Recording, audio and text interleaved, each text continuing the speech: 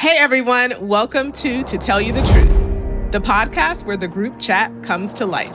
I'm your host, Brittany Sharpton, and each week we dive into those juicy conversations, usually reserved just for our closest friends. Stories about love, wellness, careers, and personal growth. This is your space for unfiltered honesty, shared laughs, and maybe even a little self-discovery along the way. So grab a cup of coffee or a glass of wine, settle in, and let's get real. Because to tell you the truth, our stories deserve to be heard. Let's get started. Today's guest, Dr. Heather Woolery-Lloyd, MD, FAAD, is a board-certified dermatologist and is also board-certified in lifestyle medicine. As the director of the Skin of Color division at the University of Miami, she has dedicated her career to advancing skincare for people of color. Dr. Woolery-Lloyd is also the founder of Derm Friends, a platform providing expert skincare education. Her work has been featured in major publications including Forbes, The Wall Street Journal, and The New York Times. And she has lectured at national and international conferences on dermatology, skincare, and wellness. I am so excited about this episode. There is so much for us to unpack, to demystify, and to discuss about one of my favorite topics, beauty, wellness, and skincare. Let's get into it. I am so thrilled to have today's guest, who is not only an incredible dermatologist, but a rock star businesswoman, someone who I have respected and admired for many, many years. And I've had the opportunity of experiencing her expertise, me and my family, for as long as I can remember even going to a dermatologist. So we have the beautiful Dr. Heather Woolery-Lloyd. Hello. Thank you so much for joining me. Thank you so much for having me. I'm excited to be here and talk about everything skincare. Yes, I'm so excited. I've been looking forward to this conversation for a while. So, Dr. Heather, there is this misconception that skin of color or Black skincare, we don't have to be as proactive with our regimen or aging. So can you first explain where the hell did this myth come from and how is it harmful, or is there any truth to Black don't crack? So I love this question because in some ways there is truth because we have melanin in our skin, and the melanin is what protects our skin from aging. So I always tell patients melanin is like a little umbrella. It's like a little cap that covers the DNA contents of our skin cells or the keratinocytes. So the nucleus of our keratinocytes has all of our DNA. And when you have a lot of melanin in your skin, you have a lot of protection from ultraviolet light. So you are less likely to get that DNA damage from the ultraviolet light. So there is some truth to it in the sense that having extra melanin in your skin does delay aging, but it doesn't stop aging. You know, we don't look the same when we're 70 that we did when we were 15. Even though it's very helpful and does delay aging, and in studies, people with darker skin tones on average look around 10 years younger than people with lighter skin tones, we still have complaints of the signs of aging. In our skin type and darker skin types, the signs of aging might not be fine lines and wrinkles as much, but it might be uneven skin tone, dark spots, and things like that. So hyperpigmentation tends to be a more common complaint. And then the last thing I want to mention is that all of us live on planet Earth and we're all subject to gravity. So it doesn't matter how much melanin you have in your skin laxity and loose skin happens over time. In general, the face kind of falls as we age. That's normal. If we didn't live on Earth, we wouldn't have that. If we lived up in space, there would be no skin laxity, but we live on Earth, so everyone is subject to that. So that's my answer to that question. It's a complicated answer, but that's the real answer. And I want to dive even deeper. Well, one, I didn't know it was a whole decade more youthful, which feels good. Yes. But I want to share this story. And this was now almost 2 years ago. I remember, once we look at ourselves in the mirror every day, we don't necessarily notice things. But I was realizing, I said, I work out, I eat fairly clean, I drink my water and mind my business, but I was not looking as refreshed as I'm used to. And I felt kind of shameful because I was considering Botox and filler, but I used to be one of those women who would side eye this like, oh, this is for older white women or celebrities, like you're still in your 30s, like what's wrong? And the only person that I ever felt comfortable with even confiding in and asking was you.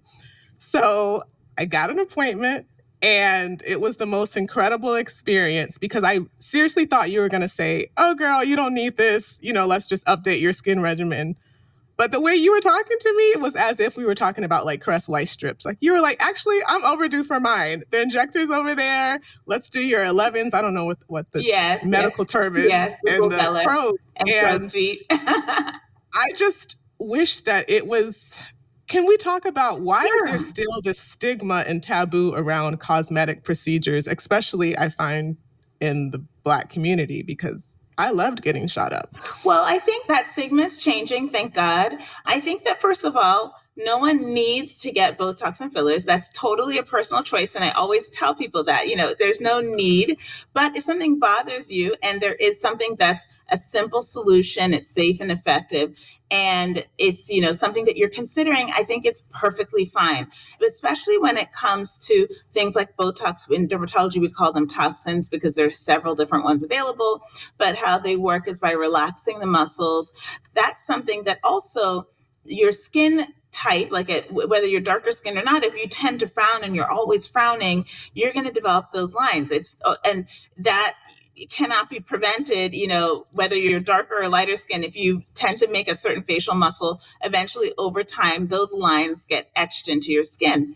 So again, I always say no one needs to get these procedures, but if something bothers you, it's very simple, very straightforward, very safe, because I'm very concerned about safety. So safety is, I think, just as important as efficacy when it comes to these kind of procedures. You want the procedure to be effective, but you also want it to be safe. And, in the right hands, these procedures are very safe. So there is a little bit of a stigma, but it's definitely changing. I think that with social media, things are becoming more accepted. And I think that people also recognize that if something bothers you and there is a solution and you're interested in pursuing that solution, there's nothing wrong with that. Thank you. Because I was going to segue into there, for me, is a deep connection between mental health and I feel like with the practice of dermatology, especially, who doesn't want to look good? Whether you live in a vein city like Miami, Florida, or in the middle of Oklahoma, I think everyone wants to look good. And you mentioned gravity. We live on planet Earth, regardless of your skin tone. Things sink. What I didn't know until you enlightened me. Now, fat wants to pack on in every other part of my body, but yet my face, it wants to lose the fat. So that's odd. And I smile a lot. So yeah, I got to get a refresh. It's like you look beautiful, first of all. So you look beautiful. That's the first point. But, that's a good point. I didn't bring that up. So let's talk a little bit about why we age, or what are the signs of aging as we get older. So obviously those lines that I talked about, the lines of facial expression, so the frown lines, the crow's feet when you smile, sometimes those laugh lines, but also the thing that happens as we age, and is probably a common complaint in my patients with darker skin and in the Black community, is central facial aging. So we tend to lose fat under our eyes. So our eyes are held in this little pocket of fat. And as we age, everywhere else the fat gets bigger, but on our face, we get volume loss and the fat can kind of recede. And so a common complaint is under the eye, and also when the cheeks, we lose fat, it tends to fall and get a little bit lower in the face. So the things that we can do to address that are, for the etched in lines, obviously Botox. And I always think of Botox from here up. Now you can do Botox anywhere on the face, but generally the most common areas treated are for these lines right here, which we call the glabellar lines. Sometimes people call them the frown lines, and the crow's feet. And sometimes on the forehead for people who use their forehead a lot and are always like raising their eyebrows up. Sometimes those lines will get itched in. So in general, Botox is from here up. Although there are other indications being studied. For example, they've been used for the masseter, especially people with strong jaws or TMJ. It can sometimes help to relax those muscles. But when you think of toxins, think of here up. For the lower face, we often use fillers to add volume when there's volume loss. They're often used in the lips in women of all ethnicities. And then for skin tightening, there are certain procedures that are basically energy devices, and they work by heating up the collagen in the dermis, the deeper layer of our skin, and they heat up that collagen and basically tricks the skin into thinking it was burned. So the collagen contracts and produces more collagen, and you get some tightening.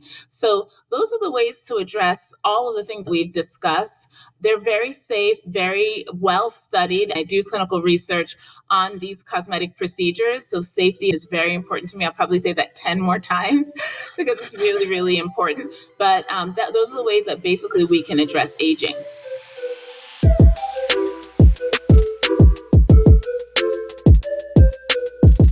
I was going to say, I always see you're on a plane somewhere to speak, or you're a part of a lot of clinical trials, and you have always said for years and years and years, you talk about safety. So it's not all about vanity metrics, but that's been a part of your practice since I've known you.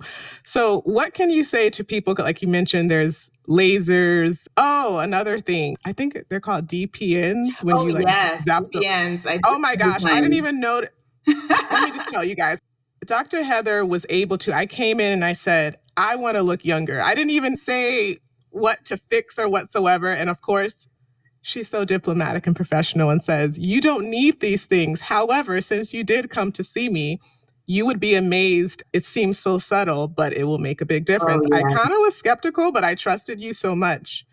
But can you talk about that as well? Let's talk about that, because I actually just treated mine, so they all fell off, so I don't really see any more left. But basically, we have these benign growths, very common in darker skin types, called dermatosis papulosa nigra. It's a long name, but we call it DPNs for short. And then other people will sometimes call them moles.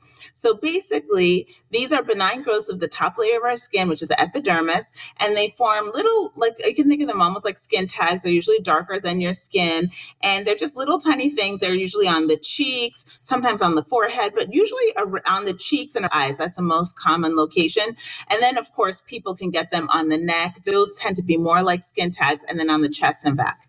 So they're benign. They don't need to be treated. If you love them, you don't have to do anything. I actually just did a social media post talking about DPNs, and someone commented, I love mine. I call them my constellation. And I said, that's great. Oh, that's cute. I love it. And I have patients who I'll be treating them and they'll say, but keep these too, because these are special for me. One thing I will say is that when these do increase over time, they can sometimes feel like background noise. So I always describe it like when you're going into a busy restaurant and it's noisy inside, but you don't really notice it. But when you walk outside, you're like, oh, it was kind of loud in there.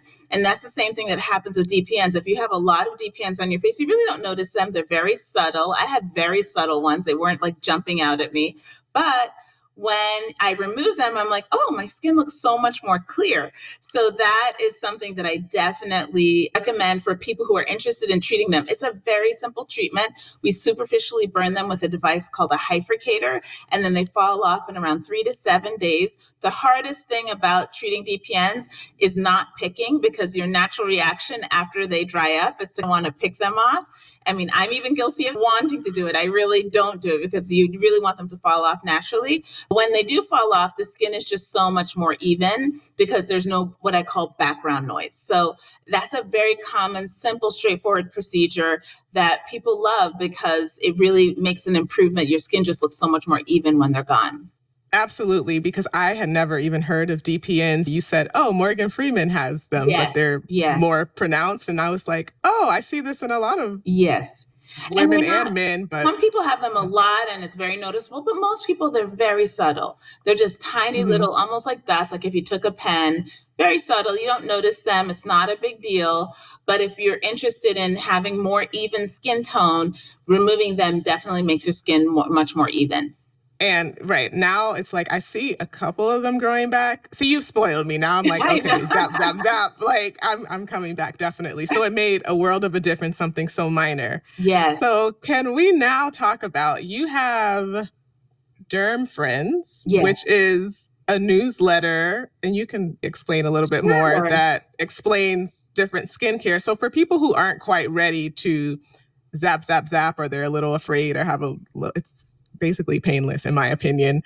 There's so many different skincare products. I Yeah. go on social media, I see all these influencers with like 18 different products for the morning and the night. And what I love about you is literally you gave me 4 products for the morning, 4 for the evening, some over the counter, some prescription. And I knew when my mom and sister noticed, who are the most critical, Oh, picky yes. people, I said, she's onto something. I always said So that can you whenever talk about- I treat my DPNs, my mom would say, "Oh, your skin looks so much different." And it's so interesting. When your family members notice, you know, oh, okay, that worked.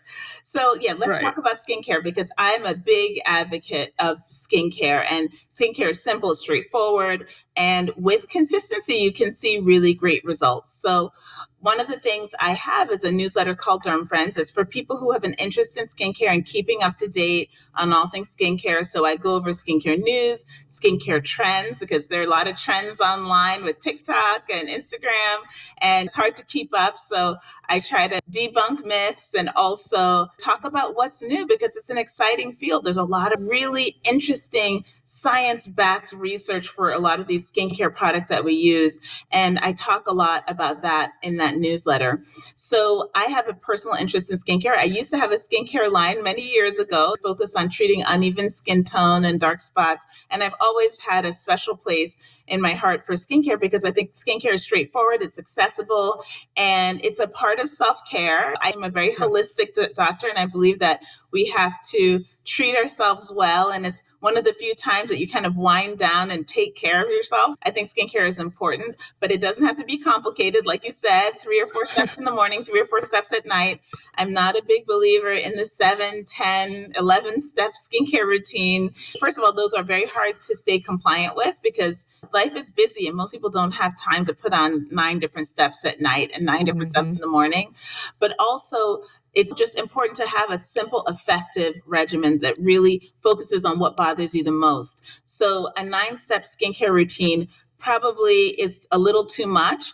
And if you really know, okay, my main concerns are dark spots and skin texture, it's better to be more focused and choose products that specifically address dark spots and skin texture. I think that with skincare, keeping it simple is best because you're more compliant and also more targeted. You're looking at the things that bother you the most and not just using things for the sake of using them. And as you all can tell, clearly Dr. Heather is brilliant and super passionate about this. I always looked at you more so as this insane boss businesswoman who happens to be this great dermatologist because I just love how entrepreneurial your mind is and you're always on top of, you stay on top of everything. I always want to know what's new.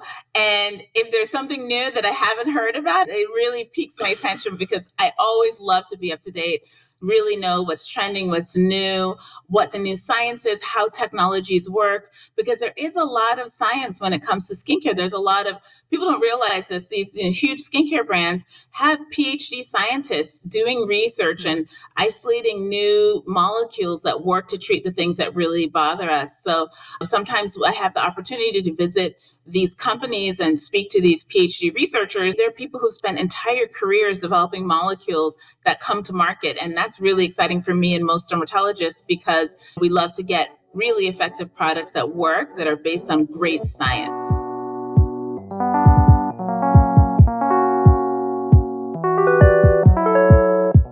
I don't think I've ever asked you this. How did you even get into dermatology? Like, was there a catalyst and you've just taken it and ran with it and become this literally a world-renowned expert, particularly with skin of color? So can you walk us through that journey? So this is kind of an interesting story because I was pre-dental. I went to Georgetown University for undergrad, and I wanted to be a dentist. I wanted to be an orthodontist specifically. And I still think that's a great career because you give people beautiful smiles. But right before I was going to take the test that you take to, instead of the MCAT, there's a test called the DAT. And right before I was going to take that test, I changed my mind literally like my junior year, the summer before my senior year. Wow. That test is very similar to the MCAT. So I was prepared because I had all of my pre-med courses, but I just changed my mind. And I said, I think that I want to go to medical school. So instead of taking the DAT, I took the MCAT, and I ended up applying to medical school. I graduated from college in 1994, believe it or not. You can't tell. And so there were only at that time 3 medical schools in Florida. And even though I loved Washington, D.C., and it's a phenomenal, fun city and had the best time, I don't like winter at all, not even a little bit. And so I was like, I'm only applying to the 3 schools in Florida because at that time there were only 3 medical schools in Florida. So I ended up getting in. I was so excited. And I came to the University of Miami, and I loved medical school. I'm a lifelong learner. I love learning new things. It's like a part of my personality. It's a part of my essence. I always want to keep learning. So medical school was perfect for me. When I was in med school, I thought I wanted to do neurology, which is a really interesting specialty, study of the brain. But I'm also a little bit of a busybody, and I love procedures. And I had a friend who was interested in doing dermatology, and another friend who was already matched, was in a dermatology program in another state. And this is so funny because it was a long time ago, and there was something called 3-way calls where you would call on the phone and people would talk at the same time. Right. And you would connect. So I remember who wanted to do derm, I said, well, I have this friend who's already doing derm. I'll connect you in a 3-way call and we'll talk. And I was listening to them talking, and I was like, wait a second, I think I like this specialty. So I ended up doing derm and matching in a very competitive specialty. I was very fortunate. When I started my residency, there were not a lot of dermatologists who specifically practice in skin of color. In fact, that term skin of color didn't even exist when I was in medical school. And I knew when I came out, I really wanted to be an expert. So towards the end of my residency, I rotated with dermatologists across the country. I rotated with Dr. Elliot Battle, Dr. Pearl Grimes, who are my mentors, and tried to learn as much as I could so that when I finished, I'd be very well prepared to treat patients with skin of color.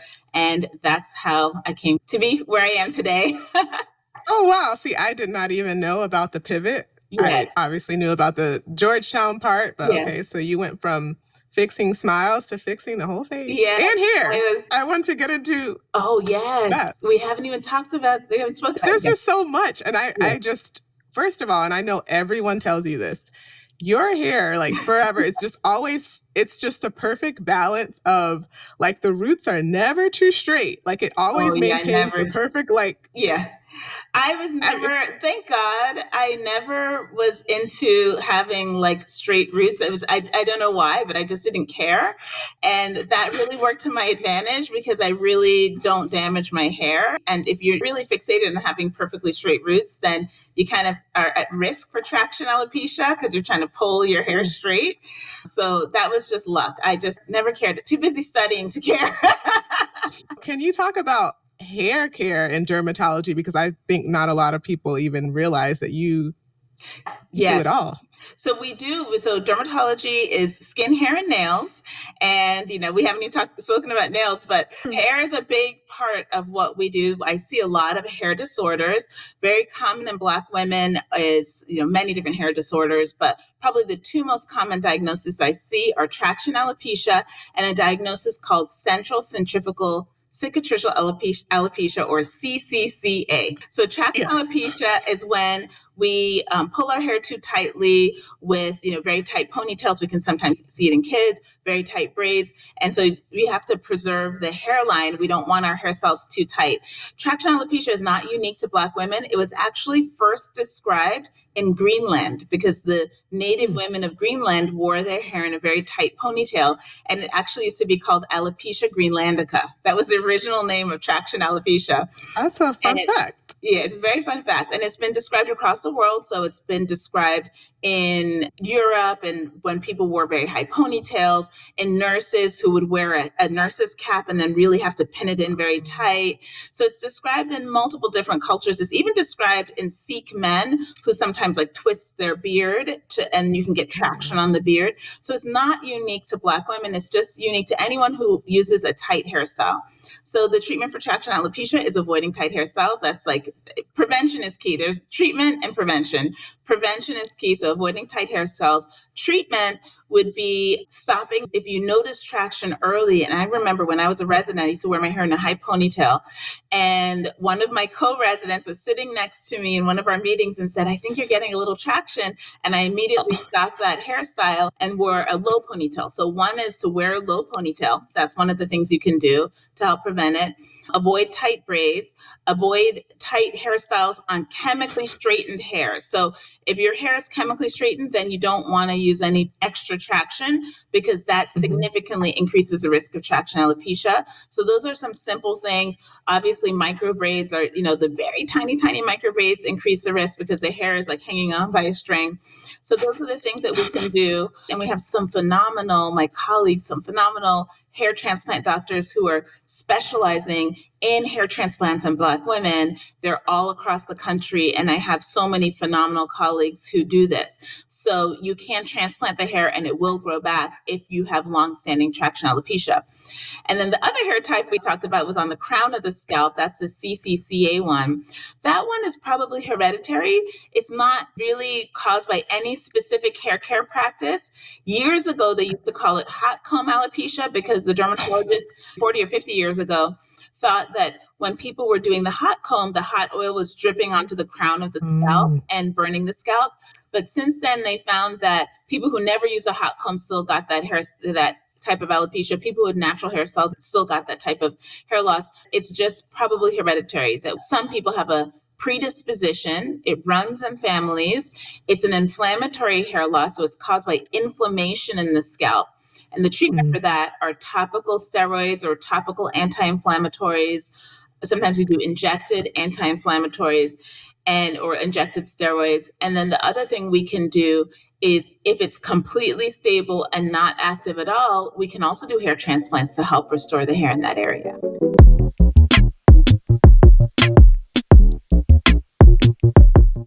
There are so many solutions, and I know I'm putting myself on blast, but you did give me some shots in my head because I was like, as you all can see, I come to Dr. Heather with everything. Like, what is going on? Like, I'm balding. Like, what's up? And you were like, oh, this is inflammation, steroids. Yeah. And yes, so I learned something else too. Now there's transplants, even if it's, I see these commercials with the men but women get it. So the great thing is that in our specialty, there are people who, because obviously hair transplants are slightly different in Black patients because we have tightly coiled hair. So the hair transplant doctors have to understand how to do hair transplants with those tightly coiled hair, understanding the pattern so that it's natural. And there are different things that you can do. That is not my area of expertise, but I have phenomenal colleagues who do this. So definitely Black hair loss and alopecia in Black women is something that I see and treat all the time. And I always want people to know that first, this is the biggest take home. If you think you're thinning or you have breakage, come early. The earlier you come, the more we can do because we can halt the process. Whether it is traction, if you feel like when I was a resident, my colleague said, hey, your hair, you're getting a little bit of traction. Immediately, I stopped that hairstyle and I was able to reverse it. When it comes to CCCA, the earlier you come in and seek treatment by a dermatologist, see a board certified dermatologist to get either topical steroids or injected steroids or many other treatments. We have lots of treatments available to us. The earlier you do that, the less likely it is to progress and the better results. So that's a big take home for anyone listening. Definitely come in early. If you even suspect that you have any hair loss or breakage, because the earlier you come in, the better the results and the more easy it is to treat those types of conditions. I'm so happy you said that because black castor oil does not solve all the problems. Come Exactly. and see a professional. So Definitely. there's all this conflicting information, like you said, on social media, but just go see Yes. who has studied this and stays on top of Yes. his or her game and be more proactive versus reactive, I think. Definitely be proactive. You even have burning or sensitivity early. The earliest sign of CCCA is burning, stinging, sensitivity, papules or bumps on the scalp, or sometimes people will even get pustules on the scalp. So if you have any of those early signs, definitely see a dermatologist, because it's something that we can jump on immediately, treat, and really we have a better chance of halting the process if you come in early. So even burning, stinging, and sensitivity, tenderness, all of those things are signs of inflammation that we can treat. And speaking of preventative measures, something that I think is just so basic, but still very prevalent that people don't do is sunscreen. Yes. I'm shocked even at this age, because I was kind of late to the party too some years ago. I just figured, oh, I have melanin. I don't turn red in the sun. But not only is it anti-aging, but just for health and safety purposes. So can we just talk about sunscreen, to me, the easiest way to protect yourself? Absolutely. Sunscreen is, I always say when it comes to in real estate, it's location, location, location. In dermatology, it's sunscreen, sunscreen, sunscreen. No matter what it is, sunscreen is what is something that is foundational when it comes to dermatology. So let's talk about some just important facts about sunscreen. So, of course, sunscreen prevents sunburns and skin cancers. But you're right. When we have more melanin in our skin, we're less likely to have sunburns and skin cancers. But what else does sunscreen prevent? It prevents dark spots, hyperpigmentation, uneven skin tone. So as we age, our number one skin complaint, my patients will say, my skin looks uneven. I don't like these dark spots. Or they can develop a medical condition called melasma, which we sometimes call the mask of pregnancy. That's like the patches on the cheeks, the upper lip, sometimes on the forehead that women will get with pregnancy or birth control pills or hormonal changes, hormone replacement, and so forth. So all of these things, anything that has to do with pigment is prevented with sunscreen. So there's two types of sunscreen. There's chemical sunscreens and mineral sunscreens. Chemical sunscreens are completely clear. So if you're worried about the white cast that you sometimes see with a mineral sunscreen, then you would choose a chemical sunscreen. The benefit is that they're completely clear. The only downside of chemical sunscreens is that if you're sensitive to chemicals, like some people have allergies or allergic or sensitive skin, then mineral sunscreens are better for that type of person. If you choose a mineral sunscreen, or if you have like a real medical, your number one complaint is hyperpigmentation and you really want to prevent that, then the best choice is probably a tinted mineral sunscreen. The tint means that it has some color in it. So it'll be, brown or it's a darker color. And ideally you'd pick a tinted mineral that matched your skin color. So people always ask me, what are the mineral sunscreens that don't cause a cast? And I will always say a tinted mineral, but find one that comes in many different shades so you can find the shade that matches your skin tone, because we have all of these beautiful skin tones. And so if there's only one tint, it might work for most people, but it probably won't work for everyone, right? So I always want my patients to find a tint that matches their skin tone, because then they're more likely to use it and more likely to be compliant. Because if you're on and you look like a ghost, nobody wants to look like a ghost.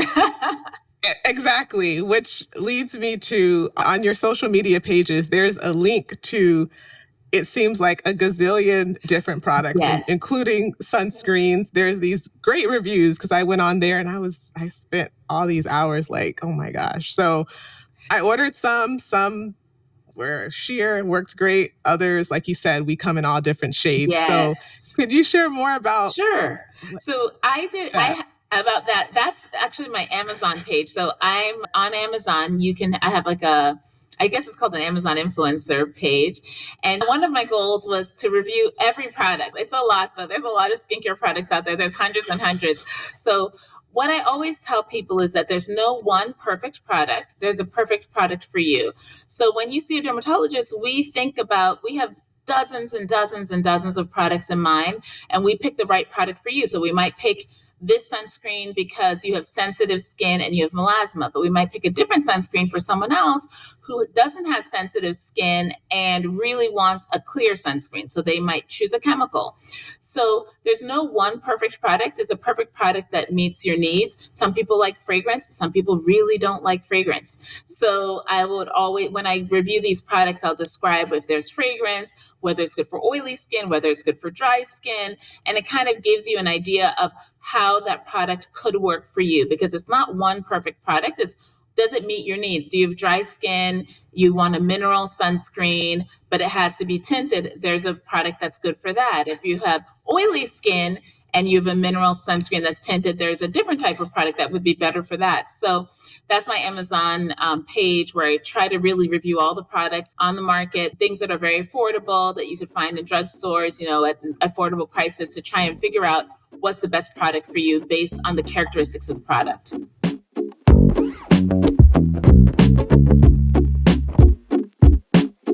That's the difference between, you can sift through all of that or you can just make an appointment. Yeah. I just want to just go to the professional, and then that way they can assess, you know, what are your concerns? What type of skin do you have? What are you allergic to? And put together a nice little package. You leave, got your little bag, maybe get to go to the pharmacy and keep it moving. But if you want to spend hours sifting through the Amazon storefront, hey, by all means. So. And then there is one other thing on Derm Friends. I did kind of try to summarize it. Amazon is product by product, but on Derm Friends, the website, you can type in sunscreen, and then you would click see all sunscreens, and it'll say sunscreen for oily skin, sunscreen for dry skin, and I'll give recommendations in each of those categories. So if for whatever reason, you know, it's hard to see a dermatologist. I know it's kind of hard to get an appointment. I recognize that. And you're looking for something, Derm Friends is a great way to do that, because I really did try to categorize that. Like even sunscreen sticks. You're like, okay, I want to get a sunscreen stick, and I'll describe the 3 sunscreen sticks that dermatologists recommend the most and why. Or I might recommend moisturizers for oily skin, and I'll write down the 3 most common moisturizers that dermatologists recommend for oily skin and why. And on Derm Friends, there's 140 categories, so you can type in moisturizer, sunscreen, you know, anything that you can think of, and it will give you what derms recommend and why. So there's a little description, so you can find the best product for you. You're right. There are filters. So let me take back some of my shade. It may not take a couple hours. Well, there's 2 different things. Minutes. The Amazon page doesn't have filters, but Derm Friends does. All right. You were right. I stand by what I originally said. And you brought up something.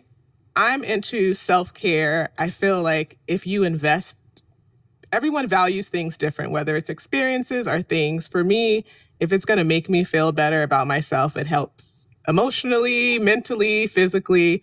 So I don't mind investing in maybe an expensive procedure or a more than average price skincare product. So is there really a difference? And what is the difference between some of these creams or serums that are hundreds of dollars, and then people are like, oh, I can just get some Black African soap from the CVS aisle? I'm like, but I'm not the expert. Well, I'll tell you, it's a complicated answer, because I think they're really effective products at every price point.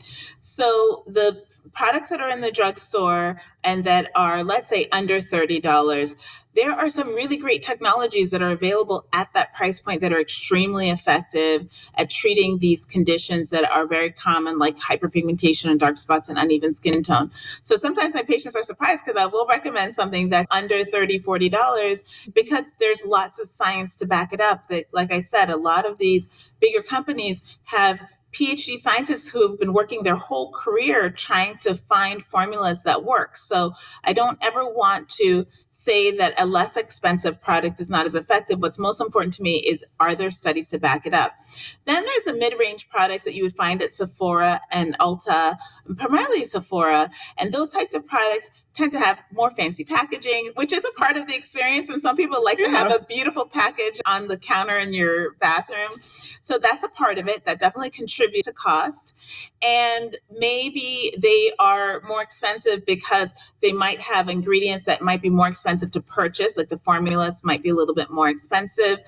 And then there's the very high-end its products. And some of those, so the ones that are sold in dermatologist offices, are typically expensive. Like I'm thinking of the ones that have growth factors, for example. There's a product line that has growth factors that's pretty expensive.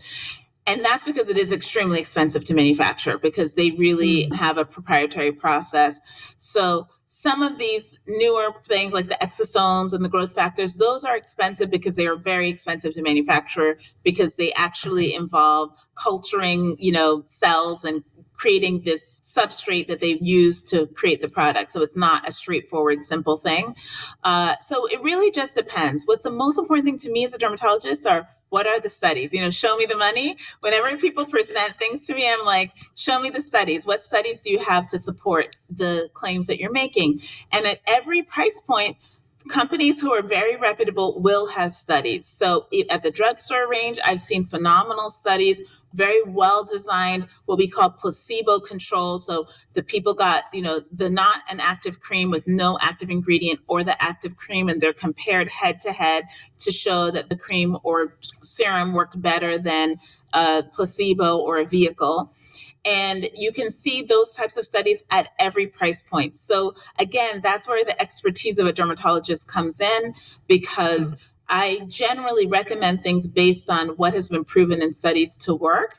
That being said, I will make one little caveat. Sometimes there could be a phenomenal product and they don't have a study. And it could be because studies are expensive. $50,000 to $100,000 to do a clinical research trial, and a small company might not have the money to do that, even though they have a product that works. So that doesn't mean if something doesn't have a study, it doesn't work.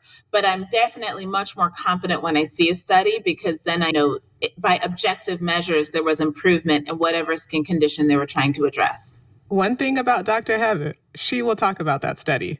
And don't you advise, I thought I read in your bio, aren't you on the board to oversee or something with the studies? Yeah, so I do research on many different levels. So first of all, we do clinical research in our office. So when new products come to market, new toxins, new fillers, new treatments for dark spots, new treatments for eczema, new treatments for psoriasis, we do those clinical studies. We do FDA trials. So those are the things that are prescriptions. So new treatments for acne, new treatments for rosacea. We do those studies in our office. And then the other thing I do is I am on a lot of advisory boards. So I help companies kind of design studies. So if someone has a great product, they'll sometimes ask dermatologists and experts to meet to say, what's the best way that we can design a study to show that it works or it doesn't work? Usually it works. Sometimes it doesn't, though. So I help advise companies on how to design study design and what would be convincing to a dermatologist to say that this really does work the way they say it does on the label. Okay. Well, thank you for clarifying.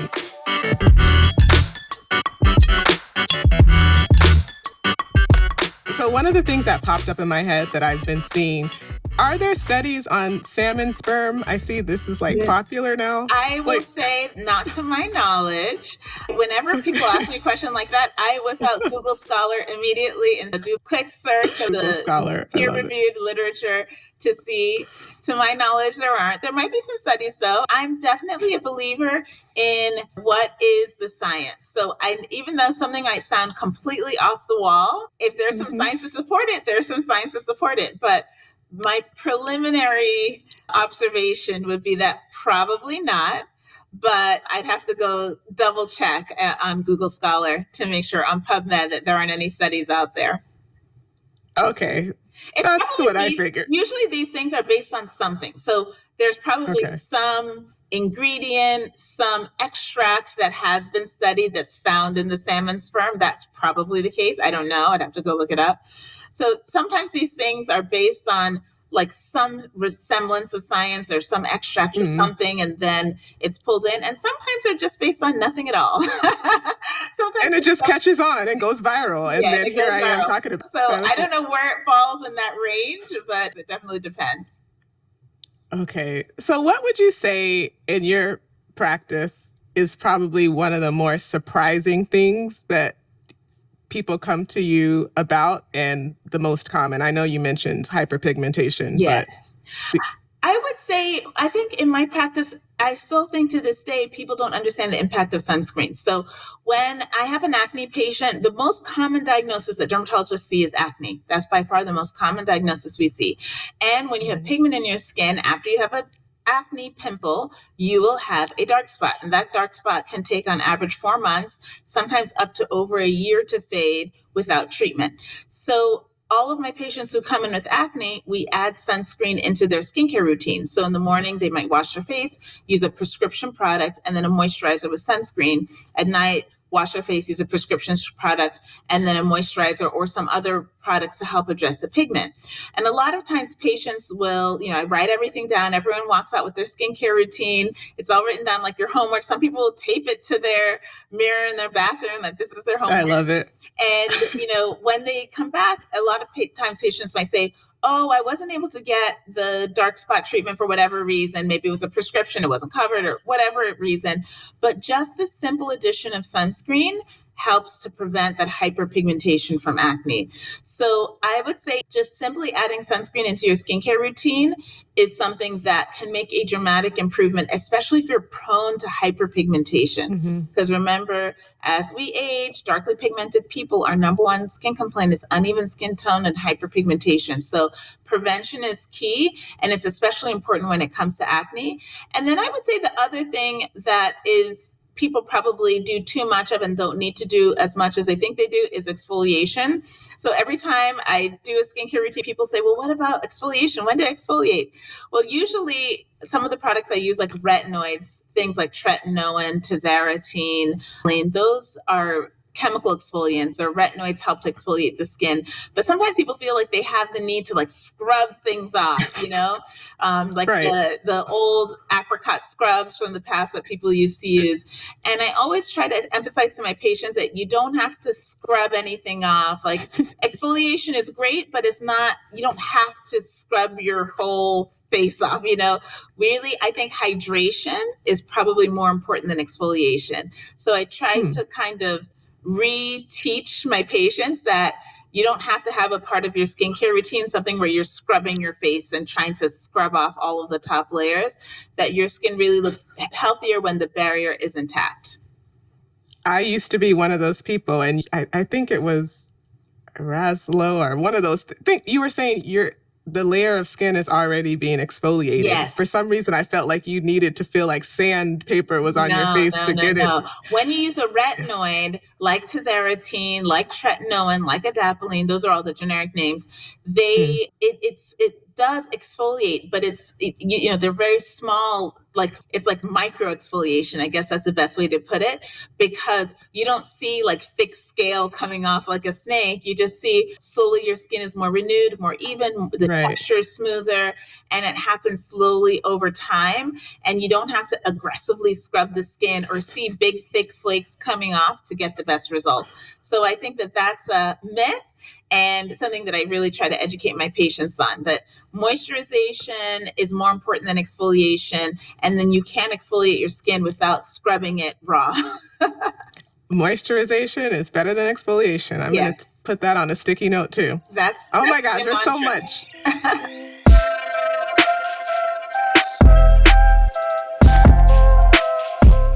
I have some fun questions I want to get to too. This is just, it's so informative for everyone.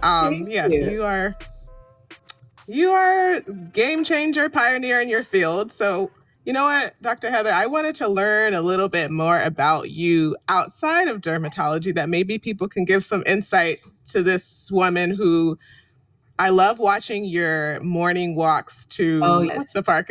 I don't want to put it in blast, but it's just always beautiful. I'm like, okay, did she get out on time? I want to see the sunrise. That's how I know that it's on schedule. If I don't see it, I'm like, she must be at the airport. Hopefully the flight is not canceled. So that's how I keep tabs. But what do you do to decompress? Like you said, you're a busybody, I think in a good way. I remember I came in for an appointment one time and you gave me this great business idea that had nothing to do with skincare. That's just how your mind works. And I'm like, oh, this is my tribe. I think of business ideas all the time. So you have a beautiful family, a thriving practice, advising boards, a personal life. I think a foodie too. So how do you decompress with juggling all these different hats? Well, I definitely think that I believe in life. So I didn't mention this, but one of the things I did during the pandemic is I got board certified in a specialty called lifestyle medicine, which is a specialty Ooh. that focuses on how lifestyle factors influence chronic diseases. So things like sleep, meditation, exercise, diet, all of these things influence our overall health. And lifestyle medicine looks at evidence-based lifestyle interventions to treat and prevent chronic disease. So, I mean, part of it is really managing chronic diseases like hypertension and heart disease and diabetes, but also just a holistic approach to health. So I really do try to practice what I preach, although it's hard, but I really do try. That's why you see me walking every morning. I try to walk outside every day in nature. Early morning exercise has been shown to improve your sleep, and I'm a very poor sleeper. So it's shown to improve your sleep. Also, looking at trees lowers inflammatory markers in your body. Just being outside, being in nature is anti-inflammatory. So it's something that is underestimated. Whenever people are sick, my kids make fun of me because I'll say, go sit outside, put your feet in the grass and look at the tree. Because I know it's not just hocus pocus, it is actually anti-inflammatory to, be outside in nature. So that's a huge part of, my approach to life is really trying my best. It's not always easy because I do travel a lot and we're juggling a million different things. Some things I'm really good at, so I'm very consistent with my early morning walks. I usually actually walk twice a day, morning and evening. Oh. I'm pretty consistent with diet. So I would say a whole food, plant predominant diet. So that's not necessarily, you don't have to be vegan or vegetarian, but you do need to eat more vegetables. So try to eat vegetables with breakfast, lunch, and dinner. I really try to do that. Sleep is probably the thing I'm the weakest at. I'm not a great sleeper, but I try my best to sleep. You ideally want to get around 7 hours of sleep at night.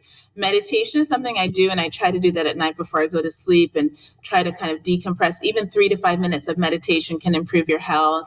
And, I always say the underdog is maintaining strong, positive, healthy connections. We don't talk about that much in medicine, but that is just as important and in some ways more important than everything I just said. Because in those big studies looking at longevity and how long people live and also how happy people are and how fulfilled they are, the number one predictor are these strong, positive social connections. So keep positive people in your life, eliminate negative people in your life, really don't underestimate the power of just being around positive people and maintaining strong, positive social connections. So those are the ways that I try to manage my health, but also manage stress and keep it all together. That was so powerful what you said about connections. Like you said, it's so underestimated. And as I've aged, no pun intended with all these, I mean, you can get all the injections you want, but I've noticed just the circle that you keep around you and the energy, what you consume, not just the vegetables, but the media you consume and the people who you surround yourself with. It just makes a tremendous difference just on my mental headspace. And I notice I just feel better when the energy is just brighter. I totally agree. And there's studies on this. So there was a study and they looked at women. They had 2 groups of women. They showed one group of women a negative video, so something that was very negative. And then they showed the other group of women a neutral video. Then they swabbed the inside of their mouth and measured their saliva for inflammatory markers. The women who looked at this negative video had higher levels of inflammatory markers than the women who just looked at the neutral video. So we do really need to do our best to control our environment and try our best. Obviously we live in the real world and we can't control everything, but try our best to surround ourselves with positive social connections so that we really are in a supportive environment. That's where we thrive mentally and physically and just overall. Absolutely. So, speaking of positive vibes and energy, who would you invite, 3 people, dead or alive, to your favorite restaurant? Who are your 3 dinner guests? Oh boy, that's such a good one. My dinner guest would probably be my relatives. So I would love to talk to my grandparents. Three of my four grandparents died when I was under 10. So I love learning about history and my past. The Yeah. great thing is that there are these new books where people can record, like grandparents, and we're doing that with my husband's parents to record what they did when they went to school, what their life was like. So I think it would be family. It would probably be my grandparents, and kind of learn about, how they traveled. I'm originally from Jamaica, what their life was like in Jamaica. Like, I'm just curious to see.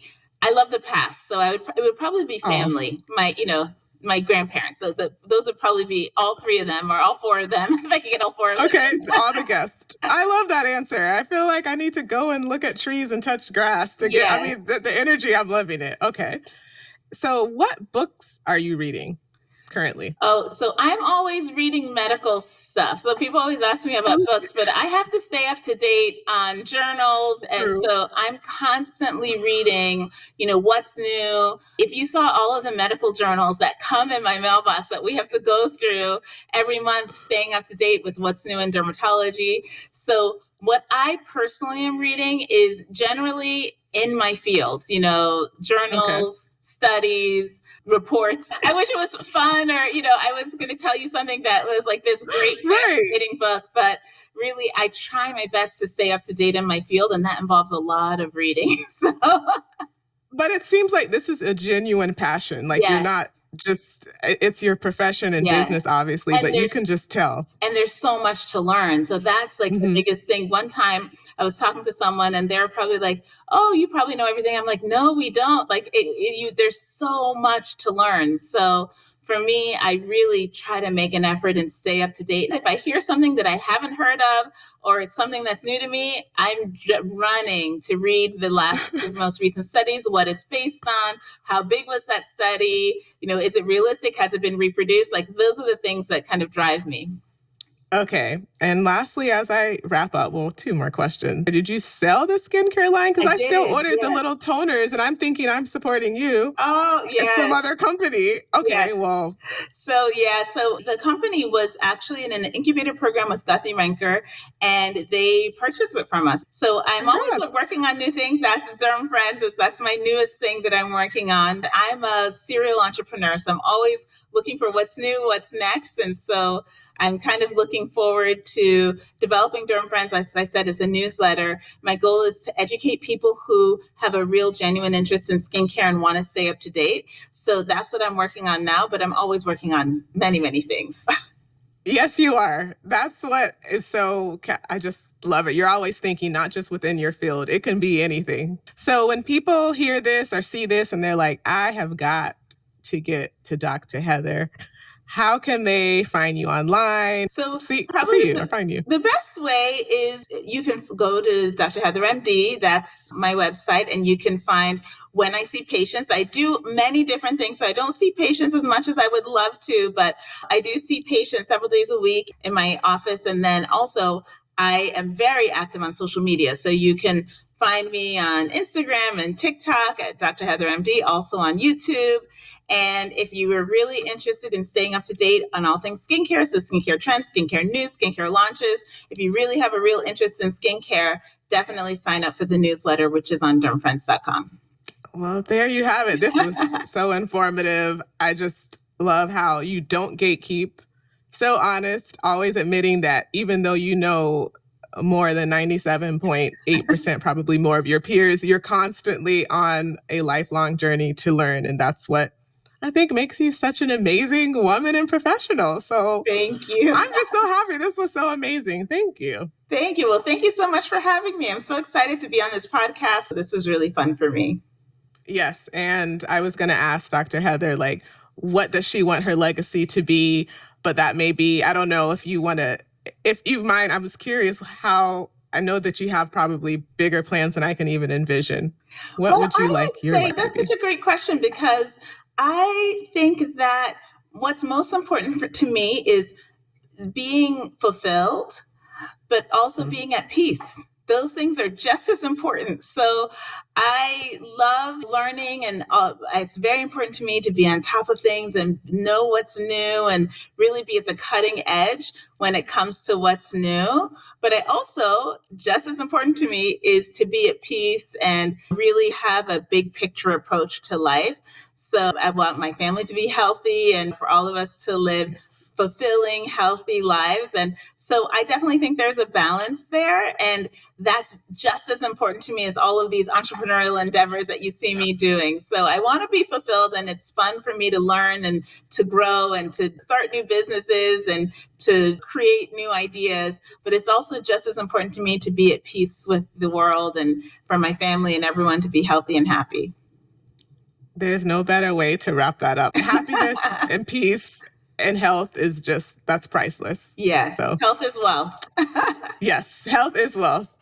Well, thank you, Dr. Heather. And I look forward to seeing you in real life very soon to talk about all things derm and health and happiness. Yes. Thank you for tuning in to Tell You the Truth. If you connected with today's conversation, please share, subscribe, rate, and review. It helps us grow this incredible Truth Tribe community. You can find us wherever you listen to podcasts and follow on social media for the latest updates. Until next time, keep it real and keep showing up for yourself.